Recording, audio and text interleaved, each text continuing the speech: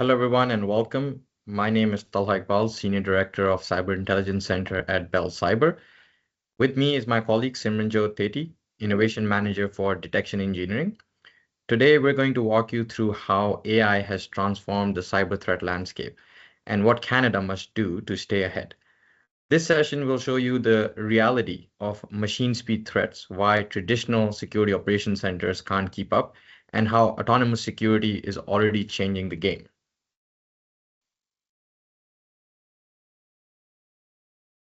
One quick second while I figure out how to move to my next slide there. There we go. Well, let's do some introductions. As I mentioned, my name is Talha Iqbal, Senior Director, Cyber Intelligence Center at Bell Cyber. I oversee threat research, threat intelligence, day-to-day operations of our Security Operations Center, which includes incident response programs for public and private sector organizations across Canada. Simran leads innovation with detection engineering. She specializes in automation, AI-driven detection, and supports the underlying architecture that enables the autonomous response or our autonomous SOC. Together, we help protect some of the most targeted organizations in the country. Now, before we begin, if you need live interpretation, please select your language by going into the Teams setting.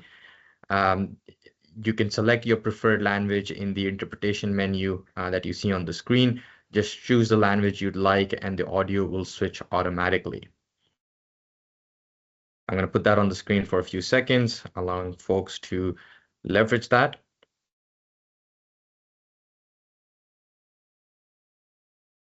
All right. So let's talk about our agenda. What are we covering today?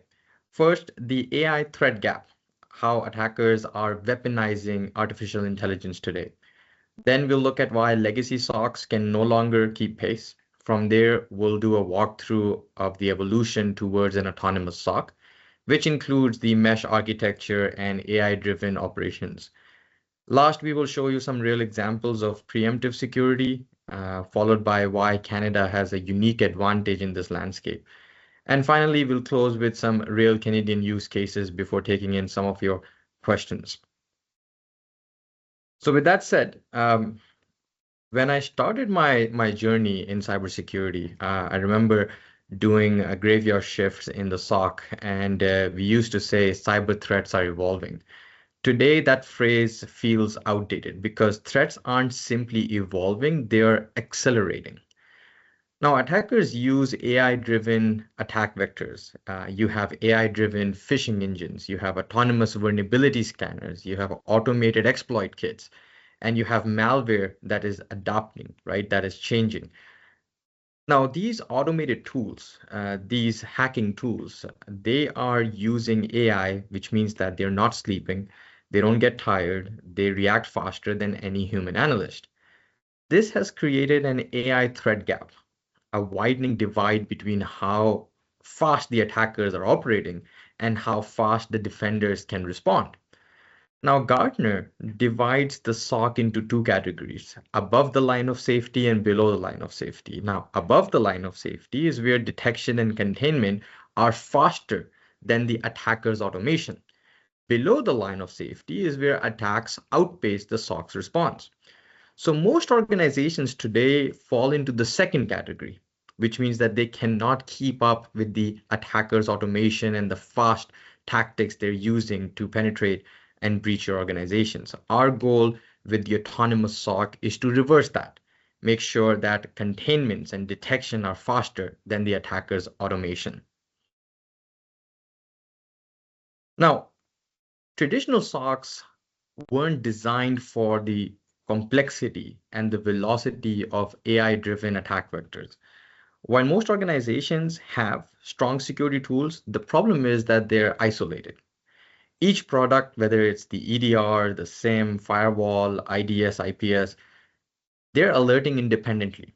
Now, it's up to the analyst who must correlate this manually across all the platforms, across multiple tabs, looking at multiple log sources, looking at different dashboards. Meanwhile, there are overlapping licenses, right, which increases your cost without actually improving your response efforts. And then, of course, there's alert fatigue.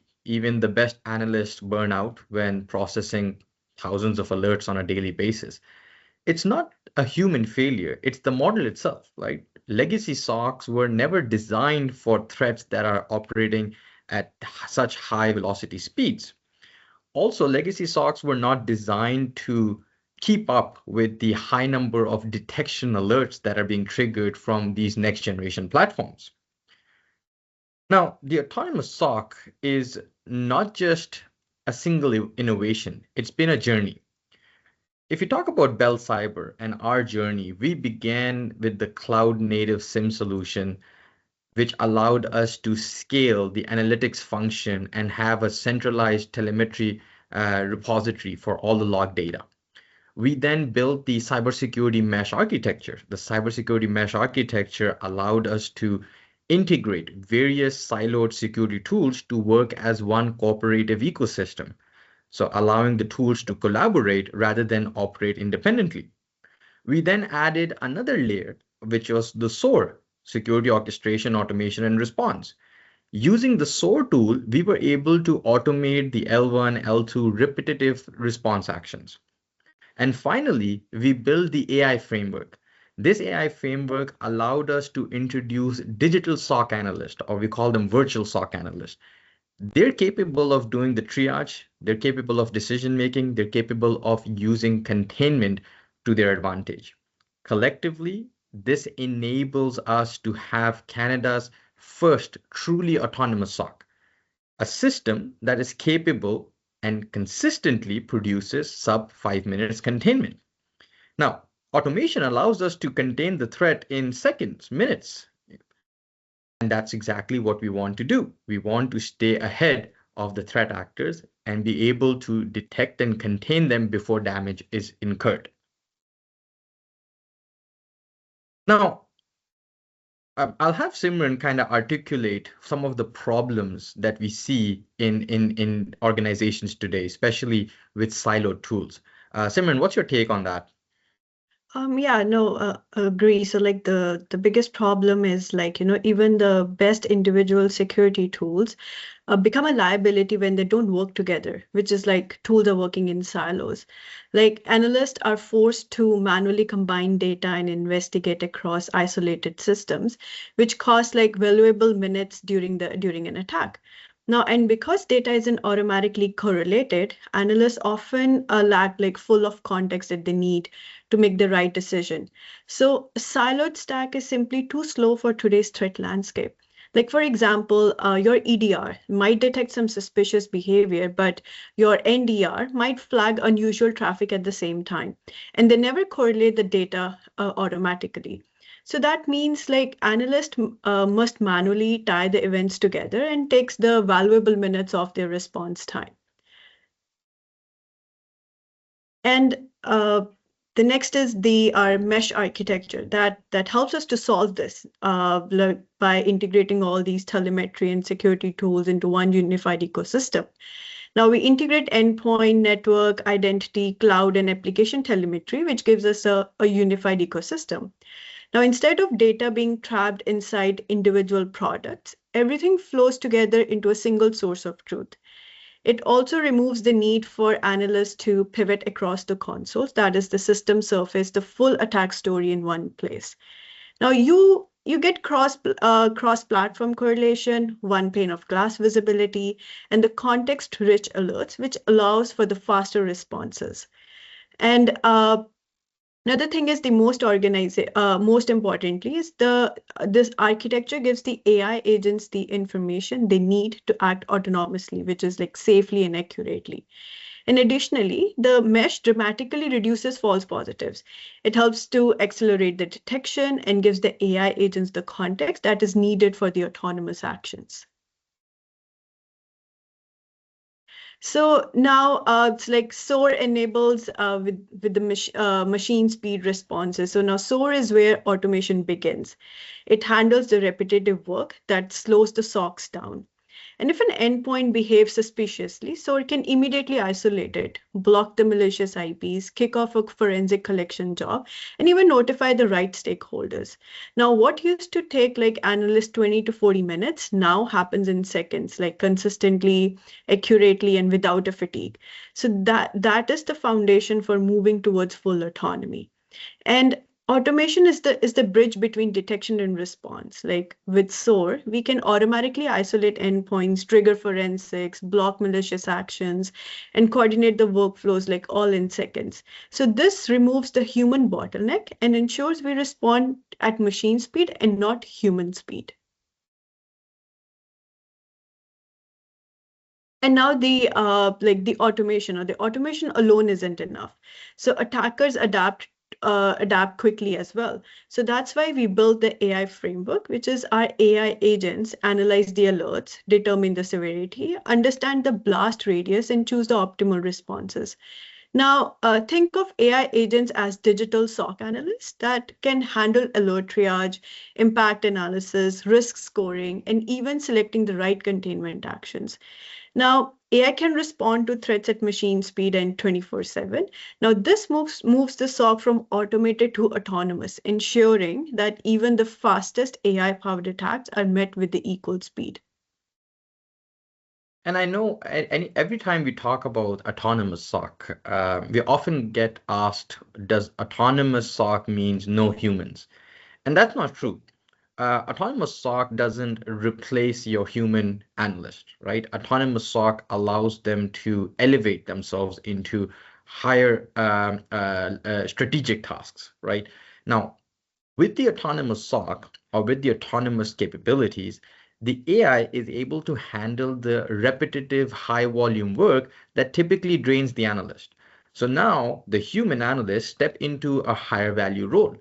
In our SOC, we had the analyst who was responsible for the initial triage, analysis, defining the containment strategy, and then acting upon that containment strategy. That has already been automated through the use of SOAR for integrations and through the use of AI framework for drafting the containment strategy based on the attack vectors. The human's role have evolved to become a threat hunter. The human's role have evolved to become a trusted strategic advisor to our customers, where they work with them to mature their overall security posture. So to simply put, autonomy doesn't replace humans, it amplifies them. And that's the key to ensure that the human is kept in the loop, reactively ensuring that the quality controls are in place, the quality checks are in place, and monitoring the performance of the autonomous AI framework. Now, keep in mind that the autonomous SOC is not a reactive model, it's a preemptive model.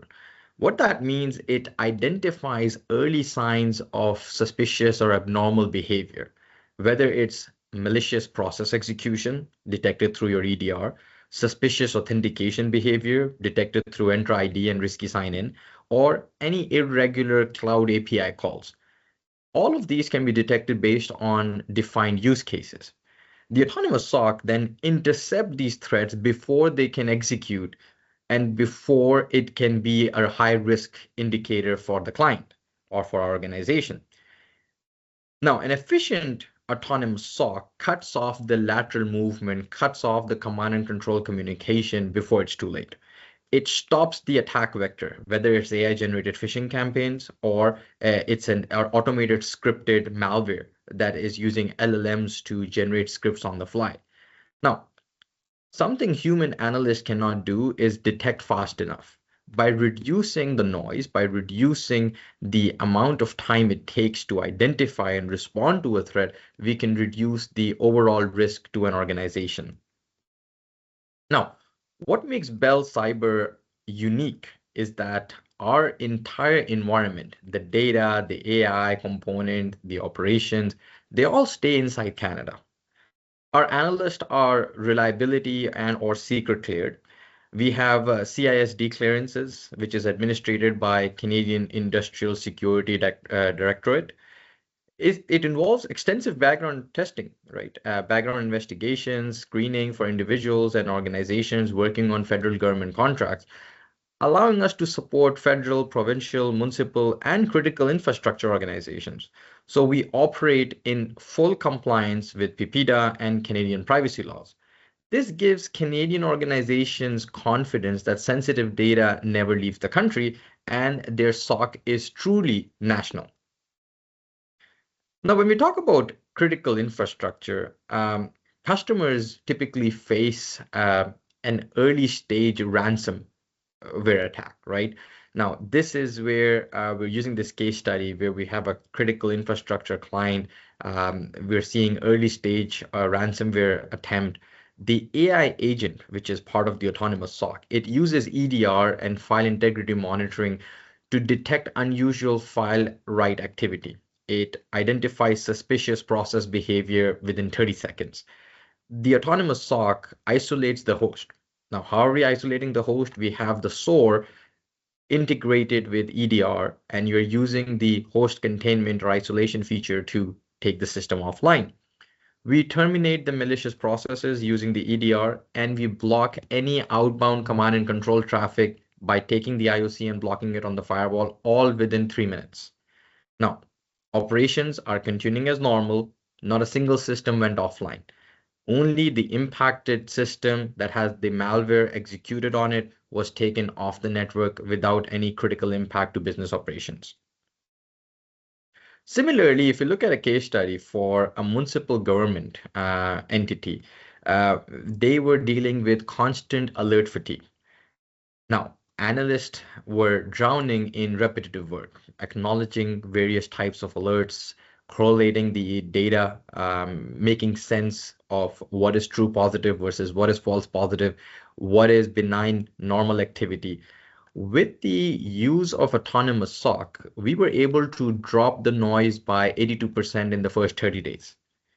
Containment times went from hours to minutes because the AI agents handled the triage and the response instantaneously.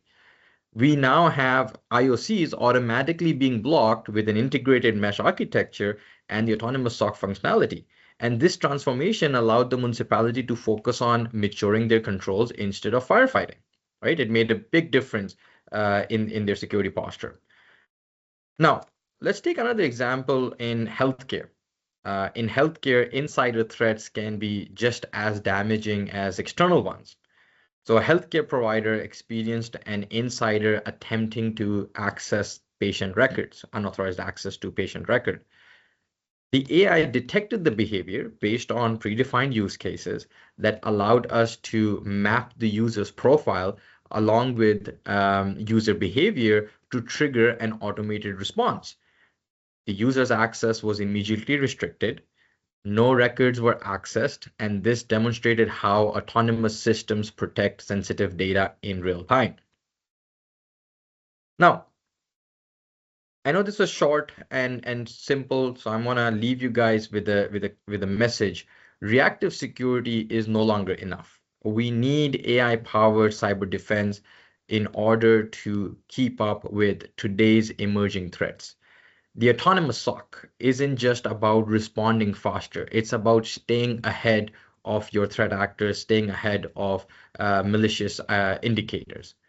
The autonomous SOC is built for preemptive protection. It's built to enable organizations to operate safely and confidently in the age of AI. Now, to recap, we took the concept of having a SIM in the cloud. We added the mesh architecture to integrate various tools to work as one cooperative ecosystem. We added the SOAR in order to take containment action. We added an AI framework so the entire incident response process can be automated. I'll give you an example. Through the use of SIM, we can correlate firewall traffic logs against threat intelligence. If we see a known command and control IP communicating inbound, we can use the SOAR to now take that IOC and block it on the firewall without any human click. This transformation has allowed us to react to incidents faster, contain the threat faster, and reduce the overall risk to the organization. Now, we're looking at autonomous SOC to act as a detection control.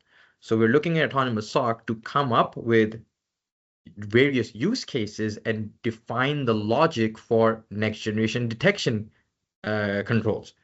What indicators are malicious? Compare the malicious indicators against what is considered normal or benign in my organization.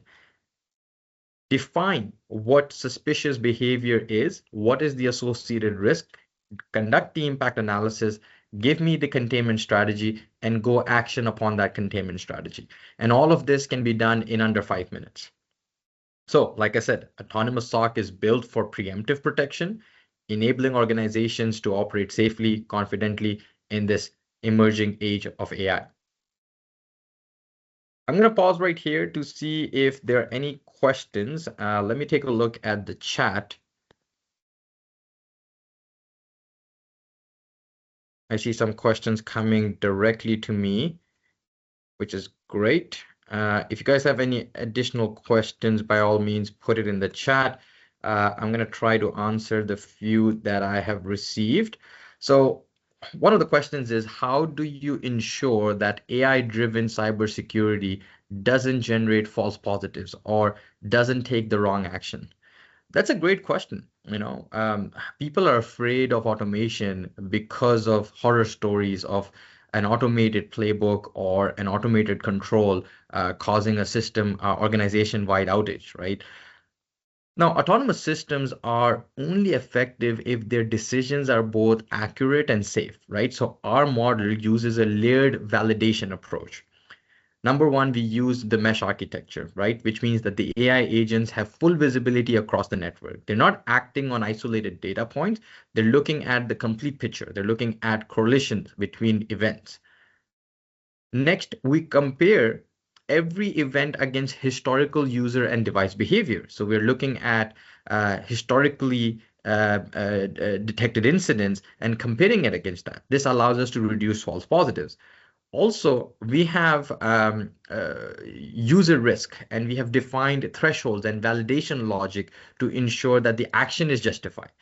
And only when there is 100% confidence that this is a true positive indicator of compromise or true positive indicator of an attack, only then would a containment action be taken. Now, if the AI model is unsure, or if it doesn't meet the specific threshold defined for the containment action, in that case, the AI can defer that use case, defer that incident to a human analyst, right? So the human oversight allows to maintain the efficiency and the quality control of the autonomous functionality. Another question coming in is, what skills will SOC analysts need as AI becomes more autonomous? One of the biggest misconception is that the AI is going to replace the analysts. That's not happening. It elevates them, right?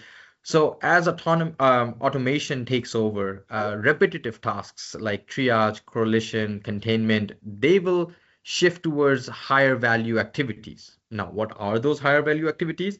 Threat hunting, understanding the attacker's tradecraft, investigating more complex critical incident, optimizing and enhancing the use case detection logic, and interpreting the AI-driven insights for leadership. So using that for executive insights and executive summary. We're seeing that the SOC roles are becoming more strategic and less reactive, right? So to answer the question, what skills would the SOC analyst need? We would still need them to have good understanding of security best practices. We still need them to understand how to mature security posture. We still need them to understand incident response processes. We still need them to understand the key concepts of SOC tools, right? Now they're going to use that knowledge to do more. Previously, they were restricted to incident response, triage, analysis. And now the analysis triage is done by the AI component. So they can focus on threat hunting. They can focus on reverse engineering of malware. They can focus on optimizing and building net new use cases. So it elevates the role into a trusted advisor, into more of a security specialist or a security consultant role. Let me quickly look into the chat. So what does the SOC do after the automated action has been taken? Another great question. So we're not just closing the ticket once the containment action have been taken, right? the analyst is now looking at the root cause of that detection. They're looking at what security controls within my organization failed that led to this initial discovery, right? That led to this incident. So they're going back to understand what was the root cause, what security control failed, and what can we do as an organization to prevent recurrence of that incident. Another question in the chat is the quality of your prediction depends on the quality of your training data. Absolutely correct. How do you ensure that the accuracy and the data quality? Well, we're training the model on historical data that we have from being for a decade worth of incident details, right? Now, we're not just limiting ourselves to that. We're also allowing the AI to come up with their own analysis based on industry best practices. What I mean by that, we have done prompt engineering that dictates that all the responses should be aligned with security best practices, should be aligned with NIST cybersecurity framework protocols, should be aligned with best practices as dictated by ISO 27000, should be aligned with the CIS controls. So we're basically telling the AI models to utilize security best practices, and every response based on the analysis, based on the type of attack, if we want the AI to give me a containment strategy, that containment strategy should be aligned with the MITRE ATT&CK framework, right? So every detection needs to have a tactic and the technique associated with it, and every response needs to be aligned with the tactic and technique associated with that attack vector.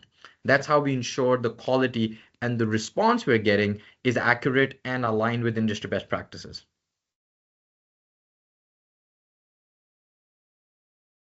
Let me quickly check if there are any other questions.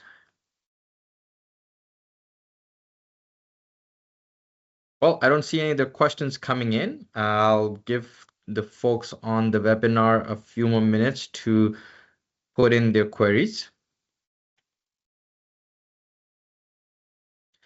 Another great question. If autonomous SOC is active, up and running, do we still need EDR capabilities? Yes, absolutely. Because the autonomous SOC is not a replacement for your core security controls. The autonomous SOC is an additional layer which uses the mesh architecture to integrate existing security tools to work as one cooperative ecosystem. The EDR is actually a very essential part of the autonomous SOC. Without the EDR, we cannot detect malicious application scripts being executed. Now, the EDR is also utilized for containment efforts. So using the autonomous SOC, using the AI framework, we have the SOAR. The AI framework tells the SOAR to go talk to the EDR and isolate this endpoint because there are multiple malware detections being executed on this user's machine, right? So the autonomous SOC is not a replacement for your security tools, right? It is a framework that gets applied on top of your existing siloed tools so that they are integrated to work as one mesh cooperative ecosystem with the AI layer automating the incident response process itself.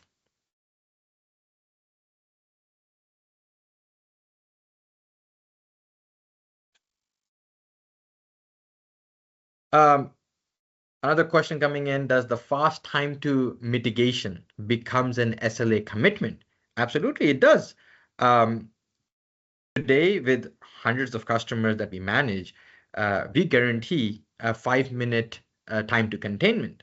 Now, when I say 5 minute time to containment, I can't just enable all the use cases and have the automated playbook activated for it. No, it needs to go through a rigorous testing. We need to understand what use cases are relevant for automated containment, right?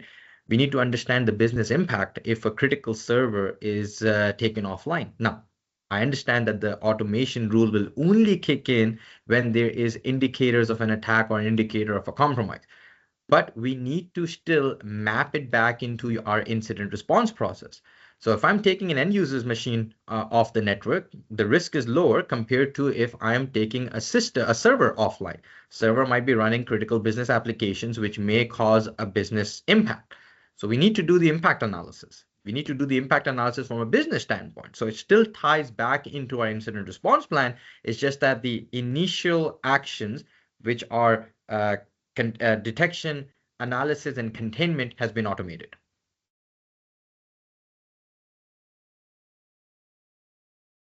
All right. With that said, if there are no more questions, we can end the session today. I know it was short, but the message again remains automation is the key. Gone are the days where automation and automated playbooks were deemed as a bad word, right? If you need to fight the emerging threat, if you need to respond to AI-generated attacks, you need a mesh architecture. You need AI to assist with the autonomous layer to contain an incident, to contain the threat in a timely manner. With that said, thank you guys for your time. Thank you for attending, and the recording for the session will be posted. You'll be sent a link for the recording and the material on the slide. Thank you very much. Take care. Bye bye.